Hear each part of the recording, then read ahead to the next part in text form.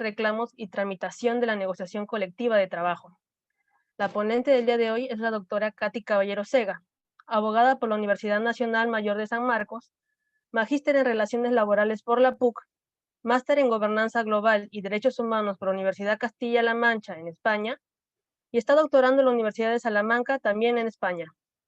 Se desempeña como docente en Derecho Laboral por la Universidad Nacional Mayor de San Marcos,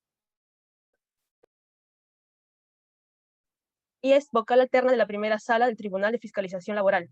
Doctora, le doy el pase para que inaugure la sesión del día de hoy.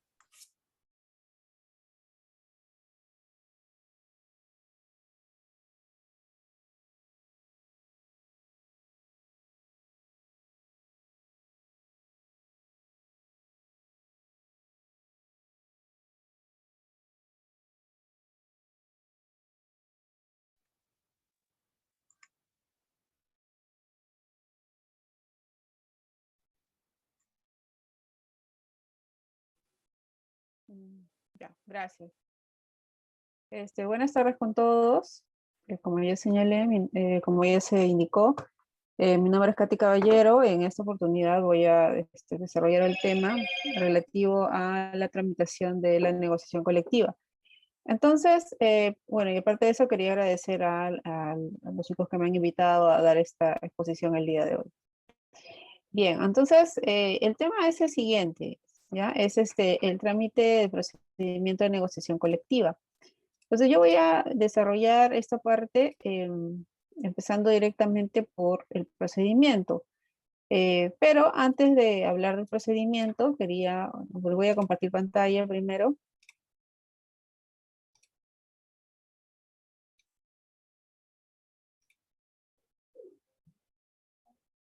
¿Se puede apreciar la diapositiva? Sí. ¿Sí? Perfecto, gracias. Entonces, bueno, creo que en la clase anterior ustedes habían hecho, a ver si me pueden ayudar ahí, qué cosa es lo que hicieron la semana pasada, la primera clase, para poder enlazarlo bien.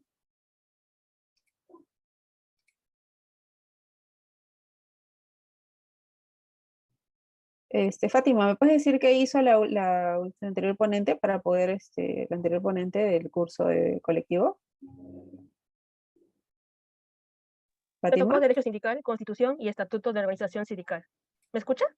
sí, sí te Sí. escucho. Sí, sí te escucho. Me tocó el tema de Derecho Sindical, Constitución y Estatuto de la Organización Sindical. Eso se tocó la primera sesión de este segundo módulo de Derecho Ya, Colectivo. perfecto. Entonces me da para explicar un poquito sobre el tema de los derechos sindicales. Bueno, en esta oportunidad vamos a desarrollar más que, claro, el tema de la tramitación del procedimiento de negociación colectiva, pero se debe tener en cuenta, antes de empezar, que supongo que también ya la última clase lo han visto, que la negociación colectiva, al igual que la sindicalización y el derecho de huelga, son derechos no colectivos que están reconocidos en la Constitución y que forman parte del derecho, digamos, que los engloba, ¿no? El principio de derecho que es el de la libertad sindical, ¿no? Entonces, la libertad sindical, ¿no?, es un derecho, es un principio, es un derecho muy importante porque implica la garantía de digamos, del respeto de los derechos de la organización de trabajadores y también la garantía de la posibilidad de tener nuevos derechos. ¿Y eso por qué? Porque, por ejemplo, con el tema de trámite de la negociación colectiva que vamos a desarrollar el día de hoy, lo que se va a poder conseguir a través de la negociación colectiva es justamente la mejora de la situación en la que están los trabajadores o también a su vez el reconocimiento, la creación de nuevos derechos. Entonces este derecho es muy importante, ¿no? Entonces el reconocimiento constitucional que tiene la libertad sindical y en estos tres ámbitos que son, vuelvo a repetir, libertad sindical, negociación colectiva y huelga, es importante de resaltar. La Constitución del 93 en el artículo 28 lo reconoce tal cual. ¿Ya? Entonces, con respecto al tema de la negociación colectiva, como dije, también es un derecho, por supuesto, que forma parte de la libertad sindical e implica, ¿no?, es aquel derecho que, en virtud del cual las partes, en este caso la organización de trabajadores, la organización de empleadores o el empleador solo, pueden, digamos, transitar un procedimiento, ¿no? Digamos, iniciar un procedimiento a fin de poder discutir y debatir con la finalidad de poder arribar a acuerdos, ¿no? Eso es digamos, lo que busca la negociación colectiva. Estos acuerdos están, digamos, vinculados a la mejora de la situación de los trabajadores, la situación laboral de los trabajadores, y a su vez esta mejora implica pues una mejora en digamos, en la forma del trabajo, digamos, en los beneficios que tienen como trabajadores, etcétera.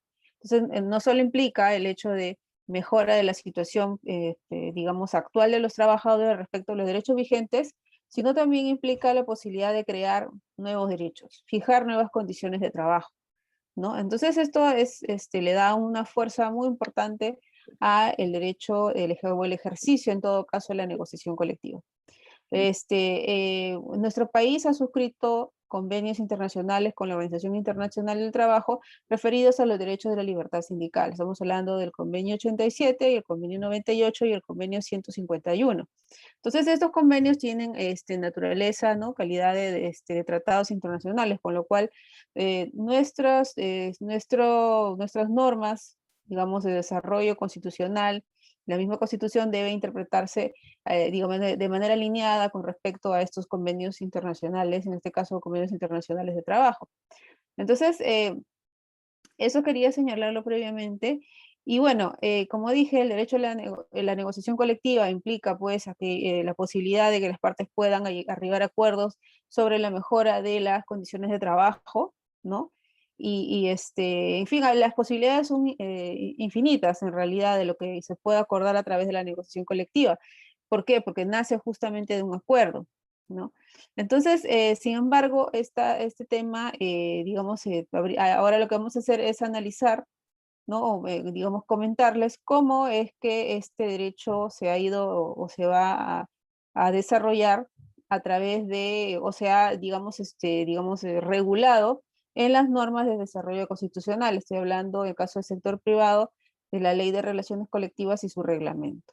¿Ya? Entonces, partimos porque hay un reconocimiento constitucional de este derecho, y lo segundo es que este derecho está regulado por normas, por la Ley de Relaciones Colectivas y su reglamento en el caso del sector privado, y en el caso del sector público tenemos pues la Ley de Servicio Civil y su reglamento también. Ahora vamos a desarrollar el procedimiento respecto al sector privado porque, bueno, es el que en este momento es el más claro. En el caso del sector público aún hay indefinición respecto al tema de la negociación colectiva, ¿no? Bueno, entonces ahora vamos a desarrollar esta parte y bueno, vamos a ver. Empezamos con lo que es, en principio, creo que el tema bueno, lo que vamos a desarrollar es pliego de peticiones o pliego de reclamos, ¿no? La valorización de las peticiones y etapas de procedimiento de la negociación colectiva. Entonces, en el procedimiento de la negociación colectiva en el sector privado hay una obligación de negociar de parte del empleador, eso es parte por un tema de la Constitución, y hay una excepción legal que establece el artículo 41 de la ley respecto a las empresas que deben tener por lo menos para poder tener esta obligación de tener al menos un año de funcionamiento. La obligación de negociar, ¿no? O sea, digamos, de participar en la negociación colectiva es eso, es una obligación de participar en la negociación. La idea es que cuando digamos, el hecho de tener de que los trabajadores tengan derecho a negociar colectivamente, no solamente es un derecho que está, digamos, flotando en el aire, ¿no? Sino que o que está escrito en un papel o un documento y ahí acabó, sino que esto tiene que ser realmente efectivo, de eso se trata, ¿no? Si no, sería pues algo que no se puede ejercer, ¿no? Respecto a eso hay muchísimas cosas que podríamos criticar, pero no vamos a hacerlo en este momento. Eh, Vamos a desarrollar un poco lo que señala la ley, ¿no? Entonces, bueno, la negociación colectiva está tal cual señalada, ¿no? Existe esta obligación, sí, de que cuando el trabajador, ¿no es cierto?, solicita el inicio de la negociación colectiva, porque en realidad el trabajador es el que lo va a solicitar, o en todo caso la organización de trabajadores. Entonces existe la obligación de que el empleador tiene que participar en la negociación colectiva, porque de eso se trata, ¿no? Si no hubiera esa obligatoriedad sería prácticamente un saludo a la bandera, ¿no? O sea, tiene que participar. Donde no se le puede obligar, nadie puede obligar a las partes a arribar a acuerdos, ¿no? Lo que puede hacer, lo que se hace es que el Estado tiene que garantizar que las partes puedan negociar, digamos, con todas las garantías, ¿no es cierto?, con buena fe, buscando solucionar el conflicto que se pueda generar, digamos, de manera pacífica, ¿no? A través de esa negociación colectiva. Eso es lo que el Estado debe garantizar. Luego, sin embargo, el tema de los acuerdos, de arribar a acuerdos ya depende enteramente de las partes. Entonces, la obligación es para participar en la negociación. Perdón. Entonces, ¿cómo es el procedimiento de la negociación colectiva? En este caso, por ejemplo, vamos a ver que la Ley de Relaciones Colectivas y su reglamento establecen las etapas de procedimiento de negociación colectiva. Entonces, hay varias etapas, digamos que está señalado en la ley, que voy a mencionar, pero si me disculpan, tengo como un problema de garraspera. Entonces, en un segundito, si me dan un minuto, por favor.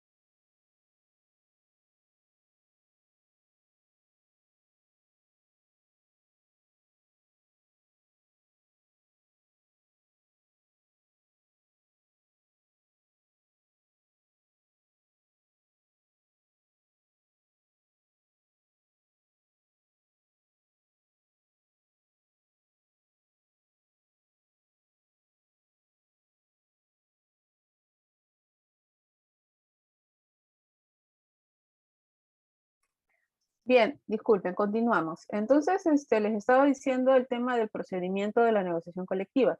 Aquí, por ejemplo, está mencionado, acá he desarrollado un poco lo que son, digamos, las etapas que señala la ley. Sin embargo, quisiera pasar primero por un esquema más grande para que se pueda tener una claridad, ¿no? Mejor. No sé si se ven las diapositivas, ¿se están pasando? Quisiera, por favor, que alguien me Sí se ven confirme. las diapositivas. Su cámara Ay, parece que se ha apagado, doctora. Pero las es- diapositivas sí se ven. ya, no hay problema con la cámara. A ver, ya. Entonces, a ver, acá por ejemplo, este es un esquema clásico de procedimiento de negociación colectiva. Para empezar, hay tres, se podría decir que hay tres, digamos, podríamos hablar de tres etapas, pero en realidad son, yo diría que dos, ¿no? O sea, primero está eh, el tema del trato directo, que se refiere a la primera etapa de la negociación colectiva, donde el sindicato o la organización sindical, conjuntamente con los empleadores, se reúnen, o con el empleador se reúnen, y directamente, ¿no? O sea, es decir, sin participación de ninguna autoridad o de terceros, pueden, digamos, discuten, debaten las propuestas, en este caso el sindicato, que presentaba a través de su pliego de reclamos, y bueno, pueden arribar a un acuerdo, ¿no? Entonces eso se llama trato directo.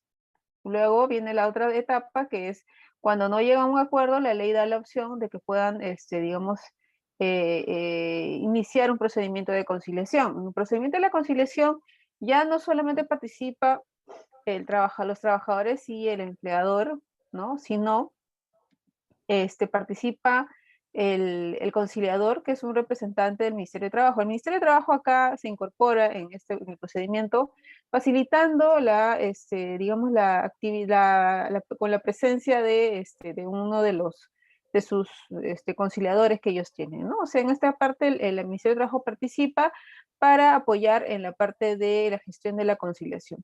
Entonces, pero la conciliación no, pues no va digamos, el conciliador en todo caso no va a tener ningún papel dirimente en la controversia, ¿no? Pero va a dar, digamos, acercar, las funciones que tiene el conciliador acá es acercar las posiciones de las partes, ¿no? Plantear, digamos, intentar que ambas partes dialoguen, ¿no? Que puedan arribar puedan, digamos, facilitar un poco el acuerdo, ¿no? Eso es lo que hace conciliador. Pero por supuesto que si las partes no quieren, nadie los puede obligar en esa etapa, ¿no? Simplemente el conciliador pues va a cumplir su rol, y si no hay posibilidad de acuerdo, ahí va a concluir.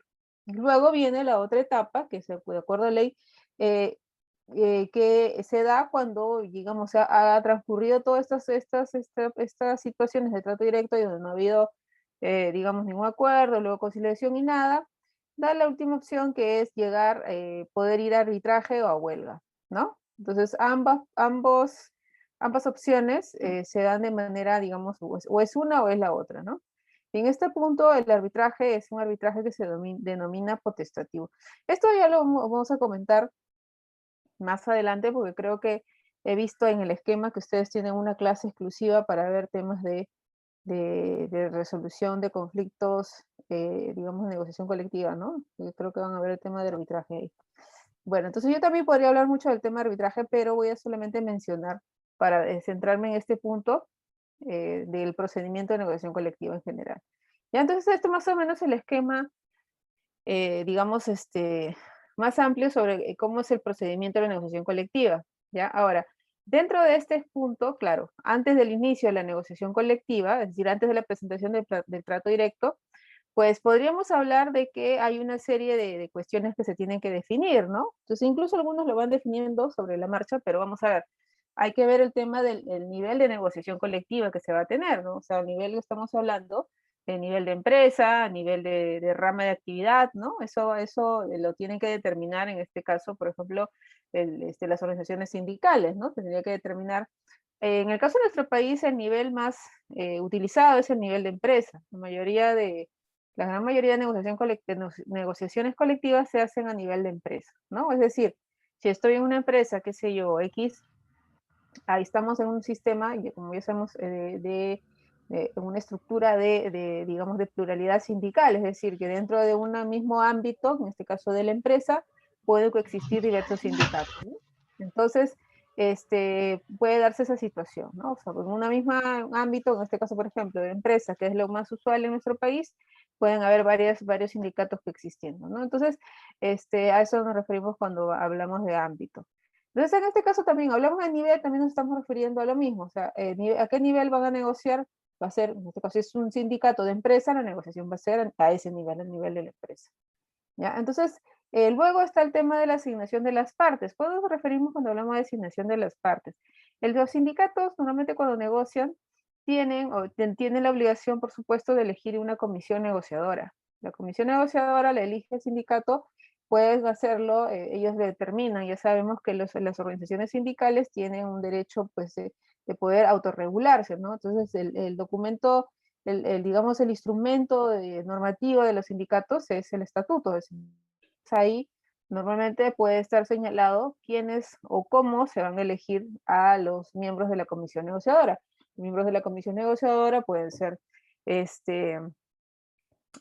personas que, va a depender de lo que diga el estatuto. Normalmente es las mismas personas de la junta directiva, ¿no? O también puede ser, qué sé yo, si es un sindicato grande, puede ser también un delegado, puede ser alguien escogido en asamblea, etcétera, ¿no? Eso ya lo determina la misma organización sindical. Entonces, además de eso, también hay un derecho de los trabajadores, ¿no? De solicitar la información económica y financiera a la empresa, ¿no? O sea, en este caso, ¿por qué? O de los estados financieros de la empresa, ¿no? Que así se le denomina, ¿no? Entonces, es un pedido de información directo que hace el sindicato o los trabajadores a la empresa, ¿no? Entonces, normalmente este pedido se entiende que lo hace pedir los estados financieros de la empresa para poder saber cómo está la situación de la empresa, y en ese sentido también, por supuesto, tienen que saber en qué sentido va a ir su pliego de reclamos, ¿no? Entonces es un tema importante, es un derecho a la información, es un tema que la Ley de Relaciones Colectivas incorporó de manera novedosa en su momento, pero vamos a ver más adelante que en realidad muchas veces no logra su cometido, ¿no? Pero bueno, en todo caso está el derecho, ¿ya? Ahora, Teniendo en cuenta ello, lo que continúa, ¿no? Habiendo determinado todo, está teniendo claridad sobre estos temas, está pues ya el momento de la presentación del pliego de reclamos, que se da entre 60 días antes y 30 días después de la caducidad del convenio. O sea, si es que hubiera un convenio, o un convenio colectivo, me refiero, vigente, es decir, si la empresa o el sindicato ya hubiera estado negociando antes, hubiera tenido un convenio cerrado, entonces los convenios colectivos que se suscriben tienen fecha de, digamos, de caducidad, ¿no? Normalmente tienen, cuando uno suscribe un convenio colectivo, señala pues la vigencia del convenio, ¿no? Normalmente es un año, normalmente son 2 años, ya eso está determinado en el mismo convenio. Entonces, antes de que vence el convenio, ¿no? Que estuvo vigente, es decir, por eso dice ahí, entre los 60 días antes y 30 días después de la fecha en que va a caducar este convenio, se presenta el pliego de reclamos para para el inicio de la nueva negociación colectiva. ¿Ya? Entonces, ese es el lapso que tiene que señalar la ley. Entonces, tiene que presentarse el pliego de reclamos en estas fechas. Ahora, en el pliego de reclamos tiene que estar señalado, ¿no? Ya vamos adelante, lo vamos a ver, pero tiene que estar señalado cuáles son sus representantes, ¿no? Ahí ya tiene que estar indicado. Es decir, quiénes son los miembros de la comisión negociadora, ¿ya?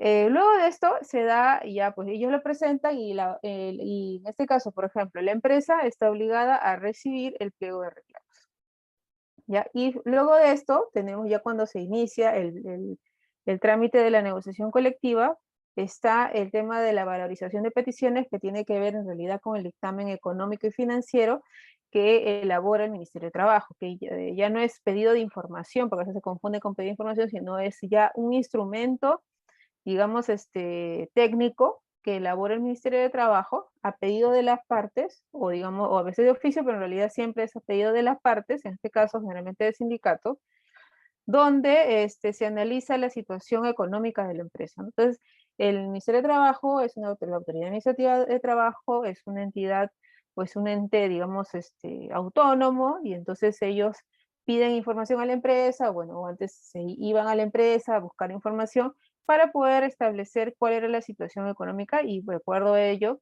se expide, ¿no? Lo que se denomina el dictamen económico y financiero de la empresa, ¿no? Entonces, este dictamen es muy importante. Ahora lo vamos a mencionar. Entonces, esto, digamos, para ver más o menos cuáles, todas las, digamos, las actividades que se van dando en el desarrollo del procedimiento de la negociación colectiva, ¿ya? Entonces, lo primero, lo que vamos a poder comentar en un rato es el tema del pedido de la información, ¿no? O sea, les decía que es un derecho, ¿no? Que está incorporado en la ley de relaciones colectivas, ¿no? Entonces, donde se dice pues que los trabajadores pueden solicitarlo, en este caso la comisión negociadora, dice dentro de los 90 días a naturales anteriores a la fecha de caducidad de la convención vigente, ¿ya? Entonces, eh, uy, ¿qué pasó? Están rayando mi PPT.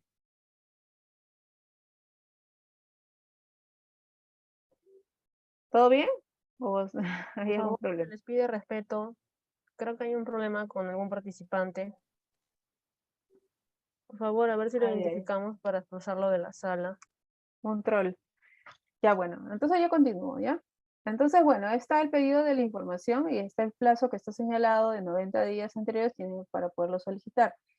Ahora, acá hay un punto importante a tener en cuenta, ¿no? O sea, la idea de la ley, ¿no? Cuando incorporó esta figura del pedido de información al empleador, era pues que los trabajadores puedan tener conocimiento de los estados financieros de la empresa, no sé cómo se encontraba la empresa, ¿a efectos de qué? Justamente para poder plantear un pliego de reclamos, pues, acorde a la situación de la empresa, ¿no? Entonces, y también, por supuesto, era una forma de saber cómo iba la empresa en general, pues, ¿no? O sea, eso era un derecho que de todos modos tienen los trabajadores, ¿no? Está reconocido así. Sin embargo, este derecho, ¿no? Esta facultad que le otorgó la ley a los trabajadores, acá vemos pues que si analizamos la ley, si bien es cierto, hay este reconocimiento, también hay una indicación, ¿no? De que el empleador tiene derecho a vetar la información que considere perjudicial, ¿no? Entonces, ¿cuál sería esa información que pudiera considerar perjudicial? O sea, ¿por qué la información podría ser perjudicial? ¿No? Perjudicial y para quién, o sea, entendemos que para la empresa, ¿no? ¿Y por qué sería perjudicial esa información, ¿no? O sea, em, la norma está redactada de tal forma que el empleador puede negarse, ¿no? Aduciendo que esta información es perjudicial. Pero perjudicial, ¿en qué sentido? No se señala, ¿no? Entonces, bueno, hay un tema ahí a tener en cuenta, ¿no? Entonces, como se dice, una ventana o una puerta por el cual los empleadores simplemente tienen eso que se denomina derecho a veto, ¿no? Entonces, simplemente por esa razón, por una situación de que ellos consideren que puede haber un tipo de perjuicio, no sabemos en qué sentido, pues simplemente también lo pueden negar, ¿no? Entonces, hay que tener en cuenta eso. Ahora, otro punto importante a considerar respecto a este derecho de pedido de información al empleador es que los trabajadores están obligados a mantener la reserva, ¿no? Entonces, bueno, esto se entiende, ¿no? El asunto es que la norma, este artículo que desarrolla este derecho, también señala que si no hay este respeto supuestamente a mantener la reserva, el empleador está potestado a poder efectuar las sanciones correspondientes, ¿no? Entonces, es un artículo un poco raro, ¿no? Porque empieza como que es un derecho el pedido de información, pero luego termina diciendo que, que pueden sancionar a los mismos trabajadores, ¿no? En fin, entonces, pero bueno, así es como está desarrollada la norma. En todo caso, el derecho existe, ¿no? Un poco cuestionable, un poco es arbitrario a veces decir qué información podría o no ser considerado perjudicial para la empresa. Eso está, en realidad, se le está dando la opción a la empresa a ellos mismos de elegir qué información dan o no dan, ¿no? Bueno, entonces esto es así es como está esta parte de la norma. Ahora, el otro tema que continuamos es el tema de la presentación del pliego de reclamos, ¿no? Con la presentación del pliego de reclamos ya se da inicio al procedimiento de la negociación colectiva. Em,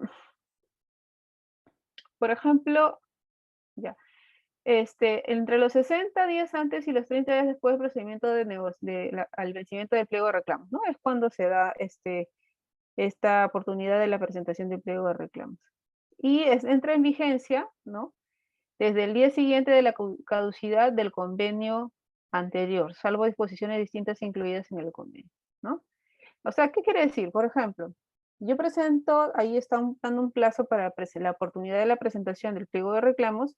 Entonces, quiere decir, si yo presento mi pliego, mi nuevo pliego en este plazo, entonces, si yo llegara a un acuerdo con la empresa, ¿no? Llegar a un acuerdo, suscribir un convenio, la vigencia iría desde el día siguiente, o sea, empataría, ¿no? Empataría con la fecha de caducidad del anterior convenio, ¿no? Iniciaría ya, al día siguiente ya empezaría el nuevo convenio, ¿no? Si se ha sido presentado en estas fechas. Ya, entonces, pero bueno, puede darse la situación y es muy usual que no se presente el pliego de reclamos, el nuevo pliego de reclamos en esos plazos, ¿no? O sea, se presente luego incluso de los 30 días después del vencido el convenio. Y entonces, eso no hace que se pierda el derecho, ¿ah? Ojo, no hace que se pierda el derecho a presentar el pliego de reclamo. Lo que va a hacer es que simplemente ya el efecto del pliego de reclamo, del nuevo pliego de reclamo, si es que se llega a arribar a un convenio, corre a partir de la fecha de presentación misma, ¿ya? Entonces, eso. Ahora, que el contenido del pliego de reclamos, ¿qué debe contener o qué debe estar incorporado en el pliego de reclamos? La denominación y número de registro de los sindicatos que lo suscriben y el domicilio, ¿no? De él o de los sindicatos, bueno. Normalmente es un sindicato, ¿no? Salvo que sean coaliciones, entonces ahí se tiene que poner todo. Pero bueno, lo normal es que sea uno, entonces se tiene que poner la denominación y el tema del registro sindical, ¿ya? Entonces, ahora, sabemos que, bueno, si es que lo han visto o lo han desarrollado antes, también pueden negociar colectivamente cuando no hay sindicato, también pueden negociar los delegados, ¿no? O sea, los trabajadores representados por delegados, ¿no? ¿Quién más? Tiene que estar señalado la nómina de los integrantes de la comisión negociadora. La comisión negociadora, como dije, son el grupo de trabajadores que representa, en este caso, al sindicato en la negociación colectiva, ¿ya? Entonces tiene que estar señalado quiénes son, identificados. Nombre, denominación social y domicilio de cada una de las empresas u organizaciones de empleadores comprendidas, ¿no? O sea, tiene que señalarse, evidentemente, quién es el empleador o empleadora. Pues si, digamos, estamos hablando, por ejemplo, no sé, pues de una asociación, de empleadores, ahí tiene que estar señalado, ¿no? Y luego, digamos, esta es la parte, digamos, introductoria, donde está la denominación y la identificación de las partes, vamos a decir, y luego viene la parte central, ¿no? Que son las peticiones que se formulan sobre remuneraciones, condiciones de trabajo, ¿no? Etcétera, y deben estar en forma de cláusula e integrarse en un proyecto de convenio. O sea, tiene que presentarse esto como si fuera un proyecto de convenio, digamos, el pliego de reclamo, ¿no? Entonces ahí están indicadas ya todas las cláusulas de lo que uno está solicitando, del sindicato solicita, ¿no? Ahí tiene que estar señalado. Y luego, finalmente, la firma de los dirigentes sindicales designados, pues en este caso sería básicamente la comisión negociadora, ¿no? Entonces, eso es lo que tiene que contener mínimamente el pliego de reclamos. Ahora, ¿dónde se presenta el pliego de reclamos? ¿Ya? Entonces, el pliego de reclamos se presenta directamente en la empresa, ¿no? Y se remite una copia de la autoridad de trabajo. Esto es muy importante. La autoridad de trabajo acompaña el procedimiento de negociación colectiva. Digamos, ya les expliqué, para el lado de la conciliación, sí, ya, digamos, a través de sus conciliadores participan, pero ellos, digamos, que están involucrados desde un inicio.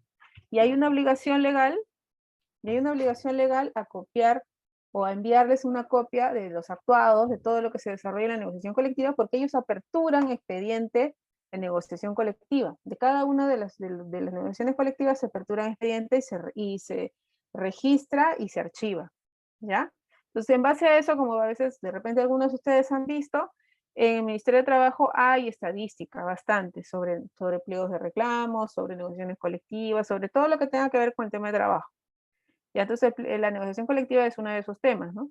Entonces hay una obligación a que cuando el sindicato presente el pliego de reclamos, ¿no? En este caso, por ejemplo, el sindicato va a negociar con su empresa, entonces presenta a la empresa, pero una copia de esto va para la Autoridad Administrativa de Trabajo, el Ministerio de Trabajo, ¿para qué? Para que aperture expediente, ¿ya? ¿Qué más? En caso de que la empresa se negara a recibirlo, se negara a recibir el pliego de reclamos, la entrega se hará a través de la autoridad de trabajo, teniéndose como fecha de presentación de ingresos por mesa de parte. O sea, si es que, por ejemplo, la empresa se niega a recibir el pliego de reclamos, entonces el sindicato puede presentarlo, pues, o sea, dirigirlo al ministerio para que ellos hagan la presentación correspondiente, ¿no? Eh, Cuando es por rama de actividad, o sea, cuando no estamos hablando de que la negociación colectiva se hace a través o con una empresa, sino digamos con un sector, digamos, por ejemplo, sector textil, ¿no? El sindicato del sector textil, digamos, de todos los trabajadores del sector textil, con digamos, la asociación de empresarios, ¿no? Del sector textil, ¿no? Eso se llama rama de actividad, ¿no? Porque ya coge toda una actividad determinada, actividad económica determinada y que es mucho más grande que una empresa, ¿no es cierto? Por ejemplo, una empresa de textiles es una empresa de textiles, pero una asociación de empresas o empresarios o empresas de textiles es mucho más grande. Entonces ya eso le hablamos de cuando se habla de negociaciones colectivas a nivel de rama de actividad obrera. Entonces, en estos casos que son muy digamos, no es lo usual, no es muy seguido que se ve este tipo de negociaciones en el caso de nuestro país, se hace a través del Ministerio de Trabajo, ¿ya? Entonces, la recepción del pliego de reclamos, o sea, teniendo en cuenta lo que hemos desarrollado antes, es obligatorio, ¿no? O sea, el empleador no se puede negar a recibir el pliego de reclamos, tiene que recibirlo. Si no lo recibe, estamos en una situación es un acto de mala fe, definitivamente, ¿no? Es un acto de mala fe en la negociación colectiva. Y eso va a tener efectos, por supuesto, sobre todo para temas de arbitraje.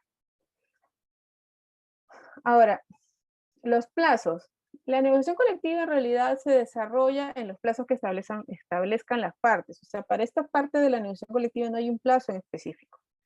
¿Ya? O sea, no tiene que desarrollarse este tema, agotarse este tema en 30 días, no. Eso se desarrolla en el marco en los plazos que establezcan las partes, ¿ya? Se puede hacer dentro o fuera de la jornada de trabajo. Donde sí hay plazo es para digamos, el inicio, ¿no? O en todo caso, como se dice, la instalación de la negociación colectiva o de trato directo, ¿no? Cuando esto se da, a ver, en esta parte, aquí, Cuando hablamos del inicio del trato directo y si hablamos de la presentación del pliego de reclamos, allí sí hay un plazo. O sea, cuando el sindicato ya presentó el pliego de reclamos, no, cuando ya presentó el pliego de reclamos, entonces el empleador en este caso tiene una obligación legal de 10 días para poder iniciar el procedimiento a través de la instalación de la negociación colectiva o la instalación del trato directo, o la mesa de diálogo, el nombre que le quieran poner. Pero son 10 días. ¿Ya? Entonces, ¿por qué? Porque es el empleador que está potestado para poder dar inicio ahí a esta negociación colectiva, ¿no? ¿Por qué? Porque obviamente es el empleador el que dirige digamos en este caso la empresa, ¿no es cierto? Entonces, el ámbito de aplicación de la negociación colectiva. Entonces, evidentemente está, digamos, más o menos en sus manos decir, ya sabe que vamos a empezar tal fecha, vamos a iniciar el trato directo y se va a instalar la mesa de diálogo, la mesa de negociadora, la negociación colectiva, etcétera, ¿no? Entonces, así es. Entonces, existe esa obligación legal. Ahora, si se incumple este plazo, también estamos hablando de un acto de mala fe en la negociación colectiva. Ahora, en el desarrollo de esta negociación colectiva, vamos a ver que solamente, como ustedes saben, si de repente alguien ha participado en algún tipo de negociación, donde realmente negociación colectiva, y queremos ponernos de acuerdo respecto a un punto, pues siempre van a haber discusiones, debates, van a haber situaciones de desencuentros, etcétera, ¿no? Entonces, y ahí hay bastante libertad, ¿no? Bastante libertad de manejar el tema de la negociación conforme se considere, ¿no? Conforme lo establezcan las partes, ¿ya? Entonces, normalmente los sindicatos van con su pliego y la empresa, y con la empresa, una vez que se instaló, discuten qué van a ver primero. Van a ver primero los temas económicos, van a ver primero o luego los temas, qué sé yo, administrativos, los temas de otra índole, etcétera, ¿no? O sea, ya se van poniendo de acuerdo, ¿no? Entonces, con respecto a eso, lo que dice la norma es que en ese sentido no es obligatorio levantar actas sobre acuerdos que se hubiera, o mejor dicho, solo es obligatorio levantar actas sobre los acuerdos, ¿ya? ¿Por qué? Para que quede evidencia del acuerdo. Ahora, no es obligatorio dejar constancia de ofrecimientos o pedidos que se ha quedado para ver si que se acepta o no. Eso no, no para nada. Normalmente no se lleva en cuenta de eso. Ahora, una vez que se desarrolla esto, se informan, ¿no?, las partes al ministerio para que ya culminó la negociación colectiva, ¿no? En la etapa de trato directo. Ahora, si ya desarrollaste esta etapa de trato directo, entonces, y por supuesto vas a informar tu convenio. El acuerdo se materializa a través de un documento denominado convenio colectivo.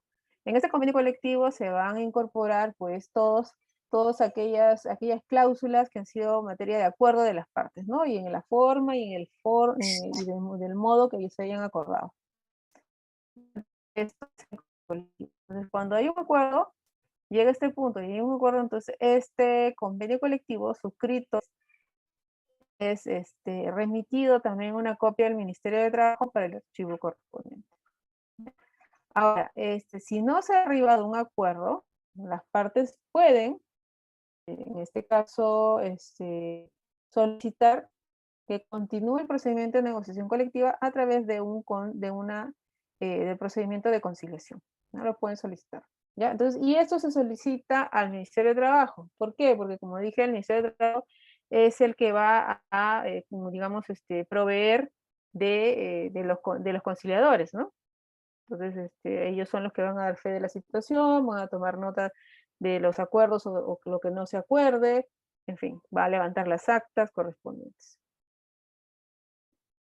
Ahora, otro punto importante a considerar es el tema de la valorización del pliego de reclamos, que le dije que es, digamos, un procedimiento que se da dentro de la negociación colectiva, ¿no? Y que se materializa a través de un documento técnico importante denominado dictamen económico y financiero.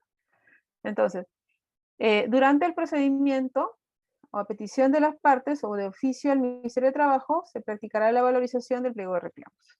O sea, quien realiza este trabajo de hacer la valorización y luego redactar este dictamen es el Ministerio de Trabajo, ¿no? Hay una oficina especializada en el tema que se dedica a hacer estas evaluaciones, expedir estos documentos. Esto implica el análisis de la situación económica y financiera de la empresa, ¿no? De igual manera, implica verificar si la empresa está en condiciones de sostener el pago en el tiempo. Estos dictámenes van a hacer un análisis no solo de la situación económica de la empresa, sino van a analizar la situación económica de la empresa y también el impacto del pliego de reclamos que hubieran presentado los trabajadores, ¿no? Es decir, este pliego cuesta tanto, va a tener un impacto en la planilla de tal manera, pues más o menos así es lo que señala el dictamen, ¿ya? En fin, se cuenta, puede contar con la colaboración del MEF o del CONACYT, bueno, la Superintendencia de Mercado de Valores, ¿no? Para poder realizar esta actividad.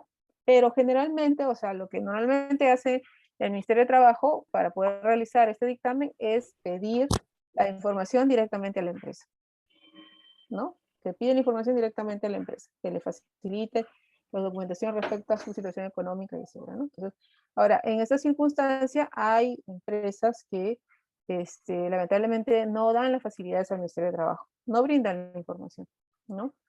Entonces, ahí sí, ahí empieza, es un poco problemático en ese punto, ¿no? Cuando no quieren dar la información, porque luego lo único que pueden hacer el sindicato o en todo caso el ministerio es aplicar la multa correspondiente, ¿no? Bien. El dictamen o informe económico que emite la Oficina Especializada del Ministerio de Trabajo es puesta a conocimiento de las partes. Es decir, cuando ya se elaboró este documento, se pone a conocimiento de las partes. Y asimismo, las partes pueden observar el contenido del dictamen o del informe económico, ¿no? Y el plazo, y por supuesto, si se pone a conocimiento de las partes pueden, digamos, presentar sus observaciones. Y sus observaciones se presentan en 3 días. Son 3 días. ¿Ya? O sea, en 3 días pueden presentar sus observaciones respecto al contenido del dictamen económico. Si hubieran observaciones, ya, en este caso, si se hubieran presentado observaciones dentro del plazo, el ministerio puede, ¿no? O debe elaborar un segundo y último dictamen que confirme o modifique el primero, ¿no? O sea, puede revisar lo que ha hecho. Bueno, entonces lo que continúa, lo que le estaba señalando antes, volviendo al tema del procedimiento macro de la negociación colectiva, una vez que concluye la etapa de trato directo y no se arriba a un acuerdo, las partes pueden optar por ir a la conciliación, ¿no? La conciliación, como les dije, está a cargo del Ministerio de Trabajo, ¿no? Y en este caso el conciliador solo participa apoyando a las partes a arribar a un acuerdo, pero no dirime la controversia, ¿no? O sea, el conciliador no es un juez, no es un árbitro que va a dirimir el conflicto, ¿no? Simplemente, como lo señalé inicialmente, va a, digamos, a facilitar, intentar facilitar los acuerdos, propiciar el debate, etcétera, ¿no? Propiciar el acercamiento entre las partes. Ya, entonces ahora puede ser que, llegado a este punto, nada hace que no se suscriba un convenio colectivo, ¿no? O sea, puede ser que pasaron por trato directo y no hubo convenio colectivo, y ahora pasaron a negociar digamos, a la conciliación, y puede ser que en esta etapa pueden llegar a un acuerdo. Entonces, producto de este acuerdo sería pues el convenio colectivo. O sea, se concluye con la suscripción, se podría concluir con un acuerdo suscribiendo el convenio colectivo. ¿Ya? Ahora, pero también puede darse el caso, ya con eso también, bueno, para cerrar eso, concluye ahí el procedimiento de negociación colectiva y de igual manera se manda una copia de este acuerdo o de este convenio al Ministerio de Trabajo. Ahora, pero como dije antes también, puede darse la situación de que no se llegue a ningún acuerdo, ¿no? Y en este caso, pues ya sería la última etapa del procedimiento de negociación colectiva o digamos de las facilidades o de las salidas que plantea la ley entre esta situación, ¿no? Ya. Entonces, eso sería, ¿no? Entonces, luego de esto, y ya voy a dejar este punto aquí, porque ya vendría otra, quiero concluir con una... Ya.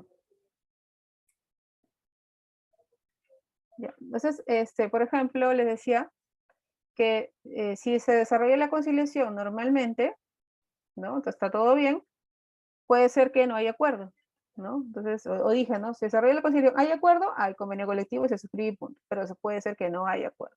Entonces, no hay acuerdo y en este punto la norma establece dos posibilidades para que las partes aún, en este caso, puedan tratar de llegar a acuerdos, ¿no? Pero ya tienen metodologías diferentes, ¿no? Por ejemplo, hay dos posibilidades, el tema del arbitraje o el tema de la huelga.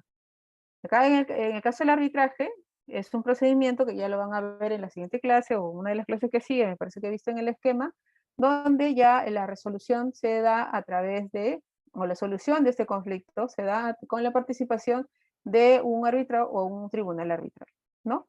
Y en este caso, ambas partes, tanto el sindicato como el empleador, pues se someten a lo que dirima el árbitro o el tribunal arbitral, ¿ya? Entonces ahí ya estamos hablando de un método de resolución ya con participación de un tercero dirimente, ¿no? Y la otra opción es el tema de la huelga, ¿no? Que ya estamos hablando de digamos, una acción de fuerza que hacen los trabajadores, ¿no? Entonces, en este caso, cuando se llega al punto de la conciliación, ¿no? Y no hay un acuerdo, entonces ahí, por ejemplo, el sindicato podría decidir ir a la huelga, ¿no? Podría decidir ir a la huelga. Si decide ir a la huelga, bueno, hay todo un asunto adicional, que ya creo que también he visto que lo van a desarrollar en otra clase, donde se va a ver pues cómo ellos pueden, digamos, todo el procedimiento que tienen que hacer en la huelga, ¿no? Tiene su procedimiento también. ¿Ya? Ahora, y lo otro es que puedan decidir, ¿no? Por el contrario, ir al arbitraje, que también tiene su propio procedimiento. En todo caso, estas opciones son excluyentes, o sea, si por ejemplo en el caso del sindicato decide ir a la huelga, ¿no? Y luego, por ejemplo, luego no puede ir luego solicitar el arbitraje, o sea, no el arbitraje potestativo, porque aquí estamos hablando de que si el sindicato pide ir al arbitraje, estaríamos hablando de un arbitraje potestativo. ¿Qué significa arbitraje potestativo? Significa que es un arbitraje donde si en este caso, por ejemplo, el sindicato quiere ir al arbitraje, entonces el empleador está obligado a ir, no puede negarse, ¿ya? Entonces, por eso se llama arbitraje potestativo, ¿ya? Entonces, si por ejemplo, el sindicato decide ir a huelga y luego decide que ya no quiere seguir en huelga, sino que quiere ir al arbitraje, ya no podría ser arbitraje potestativo, tendría que ser arbitraje voluntario. ¿Por qué? Porque se necesitaría la aceptación voluntaria del empleador para participar en el arbitraje, ¿no? Bien, bueno, entonces yo voy a concluir mi participación aquí y bueno, nada más, eso sería todo. Gracias.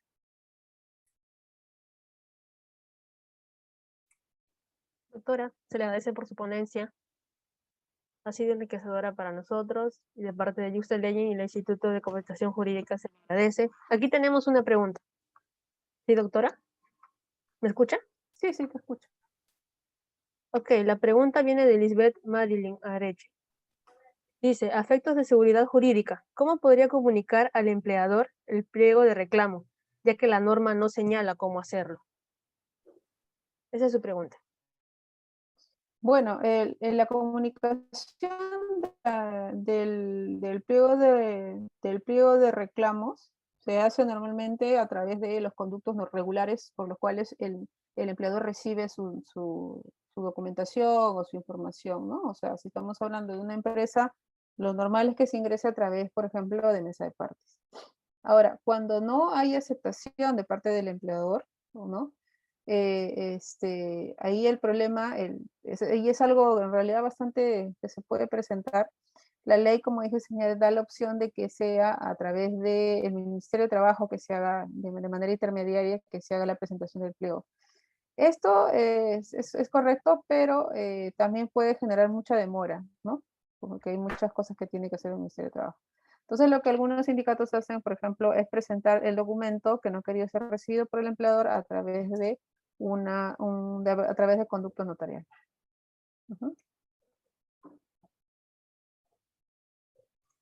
Aquí hay otra pregunta de Víctor José Vergara. Son dos. La primera es, ¿la empresa puede proporcionar condiciones peyorativas justificándose en el estado actual por COVID? Y la segunda es, ¿se puede proponer un lugar presencial para la negociación colectiva o tiene que ser virtual debido al estado de emergencia? Bueno, primero con el tema de las condiciones en el estado del COVID, en realidad ahorita estamos en una situación crítica por esta situación, por el tema del COVID, ¿ya? En el sentido de que de la continuidad de las negociaciones colectivas. Eh, ¿Qué quiero decir? Quiero decir que cuando se dio el inicio del, por ejemplo, del estado de emergencia, muchas negociaciones colectivas fueron suspendidas, o mejor dicho, todas las negociaciones colectivas que estaban vigentes en ese momento se suspendieron, ¿no? Porque hubo el tema de la emergencia o de la cuarentena total, ¿no? Entonces, y bueno, se dio también porque no, naturalmente, ¿no? ¿Por qué? Porque hubo mucha gente que finalmente dejó de trabajar, etcétera. Entonces, esto fue todo un problema, ¿no? Eh, el asunto es que luego de eso, cuando las cosas ya fueron, digamos, cambiando, se hubiera esperado de parte de, o en todo caso en el mismo momento, ¿no? Se hubiera esperado de parte del gobierno un pronunciamiento respecto al manejo de las relaciones colectivas, ¿no?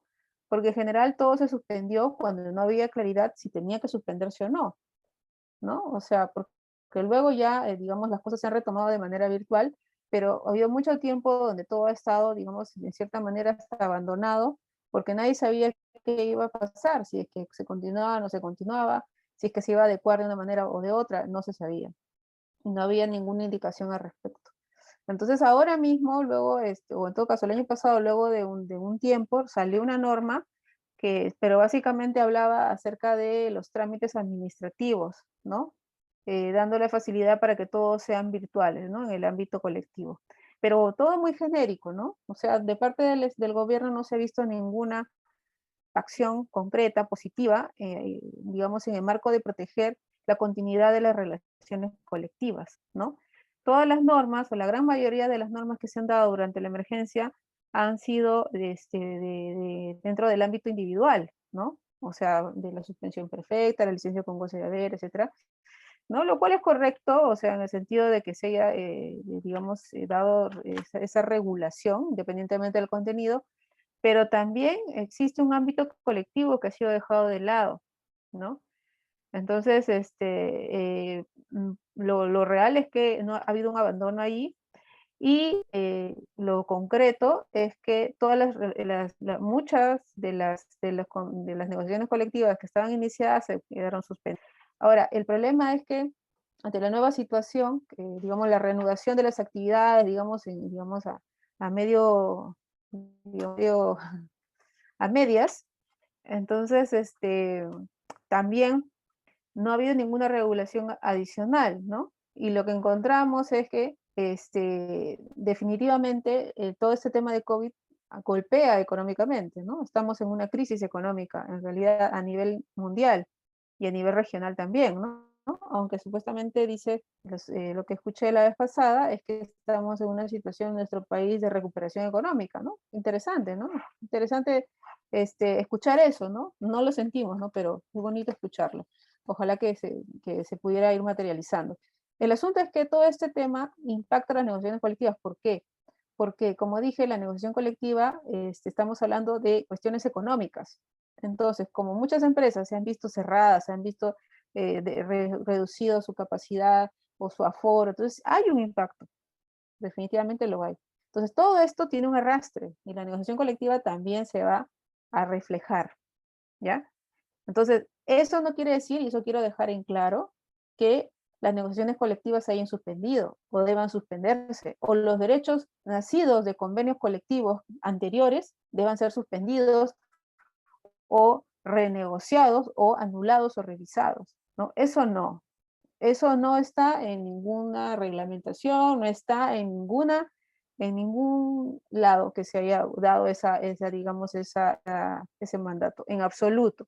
Entonces, son las organizaciones sindicales las que tienen que, en este contexto crítico, por al menos mantener los derechos colectivos o los derechos que ya venían teniendo, ¿no? Tratarlo de mantener. Y en todo caso, hay muchos problemas actualmente vinculados al COVID, por ejemplo, en la acumulación de horas, de devolución de horas, por el tema de la suspensión perfecta que continúa. Es un tremendo problema el manejo de los trabajadores que están en situación de alto riesgo, ¿no? Entonces, se necesita la participación del sindicato en ese tipo de actuaciones para esas tomas de decisiones, ¿no? Como dije, la negociación colectiva es un derecho que está vigente, hay que defenderlo. Sin duda va a haber un impacto, pero tiene que continuar, ¿no? Y ya se verá en el curso de la negociación a los acuerdos que se pueden arribar, ¿no? Pero sin duda va a haber un impacto, ¿no? El asunto es que, pero ese derecho se mantiene. No hay, reitero, ninguna situación que obligue a nadie a firmar acuerdos de renuncia de derechos, de suspensión obligatoria de los convenios colectivos que estaban vigentes, etcétera. ¿Cuál era la Tercera otra pregunta, pregunta? doctora, de José Luis Ruiz. Dice, ¿la tramitación Ya. colectiva corresponde también a los CAS, sabiendo que tienen derechos limitados? Todos los trabajadores tienen derechos colectivos, incluidos los CAS. Los CAS también son trabajadores. Así sean trabajadores que están en una situación de, lamentablemente, permanente temporalidad, aunque sea un término que suene contradictorio, tienen también derechos colectivos, ¿no? Tienen derecho a sindicalización, a negociación colectiva y a huelga.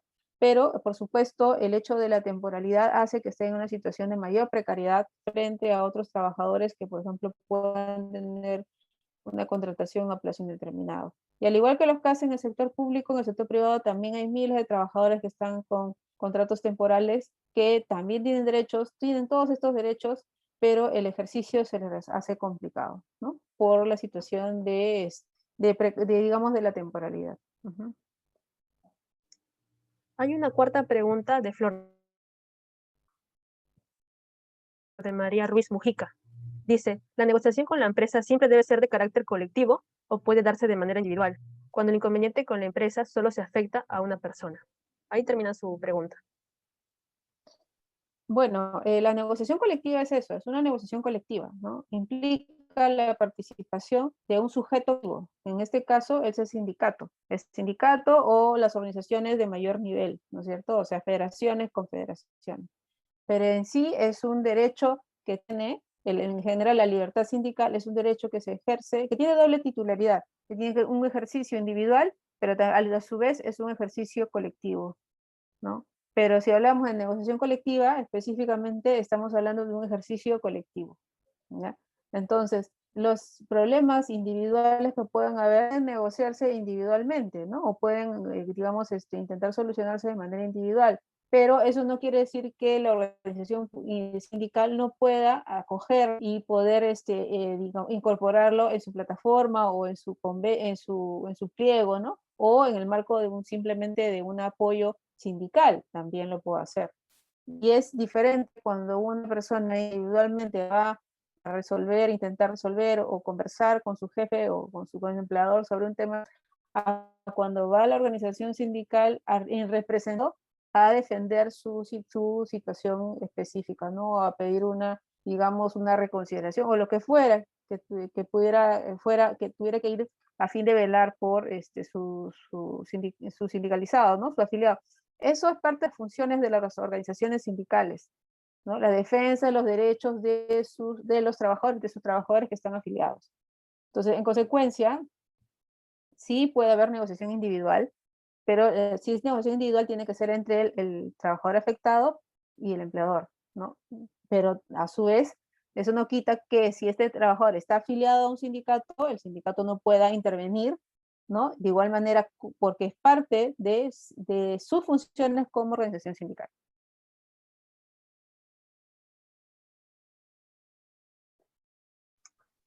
Bueno, doctora, son todas las preguntas. Le agradezco por su tiempo, por su gran ponencia y la invitamos quizás en una próxima oportunidad, pues, ¿no? Gracias, doctora. Ya, gracias a ustedes por invitarme. Gracias, Fátima. Gracias a todos.